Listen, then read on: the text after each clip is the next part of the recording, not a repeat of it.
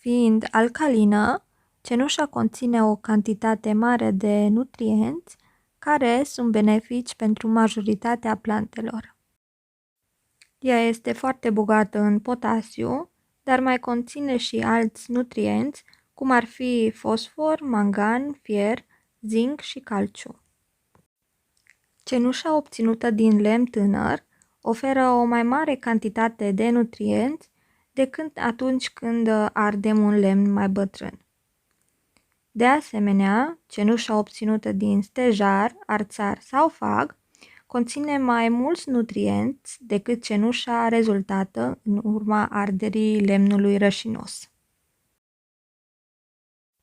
În grădină, aceasta poate fi folosită în două moduri, fie o împrăștiați la baza plantelor, fie o folosiți ca soluție. Puteți de asemenea să folosiți cenușa și pentru pregătirea compostului. Ea este alcalină, așa că va balansa mediul acid. În același timp, cenușa creează și un mediu mai bun pentru râme, care grăbesc descompunerea compostului.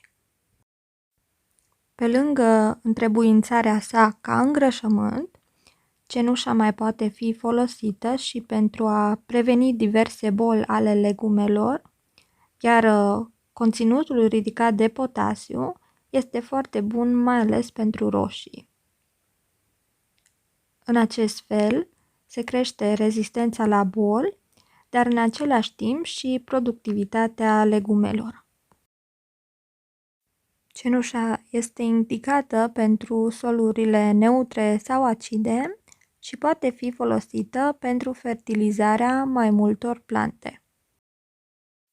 Puteți folosi cenușa pentru majoritatea legumelor dumneavoastră, printre care castraveți, roșii, varză, morcov, ardei grași, usturoi, ceapă, chiar și căpșuni. De asemenea, puteți folosi chiar și în fertilizarea florilor acest îngrășământ cu cenușă. El este foarte bun pentru florile cum ar fi trandafiri, crin, gladiolă și bujori. Așa cum menționam și anterior, cenușa este folosită datorită aportului mare de nutrienți.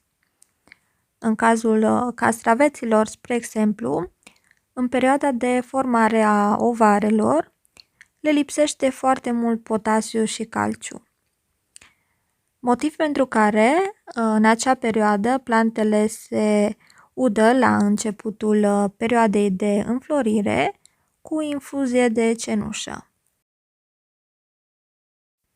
Și atunci când punem cartofii, este bine să adăugați în șanțul în care îi veți pune puțină cenușă, iar ulterior, după ce a început creșterea vegetativă, puteți să stropiți frunzele de cartofi cu decot de cenușă.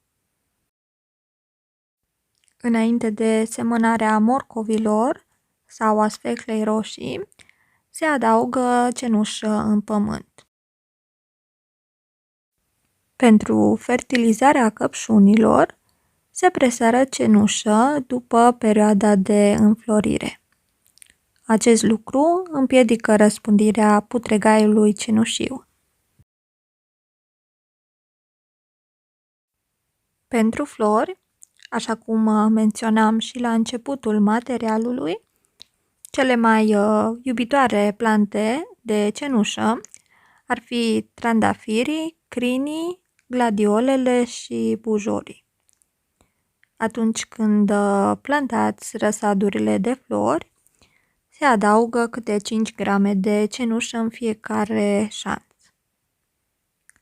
Mai puteți să folosiți cenușa și în cazul atacurilor de la dăunători, iar în acest caz, florile afectate se stropesc uniform cu infuzie de cenușă, la care puteți adăuga și săpun. Această procedură Se efectuează dimineața de vreme, fără vânt, când este rouă sau după ploaie. În timpul secetei, puteți stropi florile mai întâi cu apă la temperatura camerei, apoi cu infuzia de cenușă.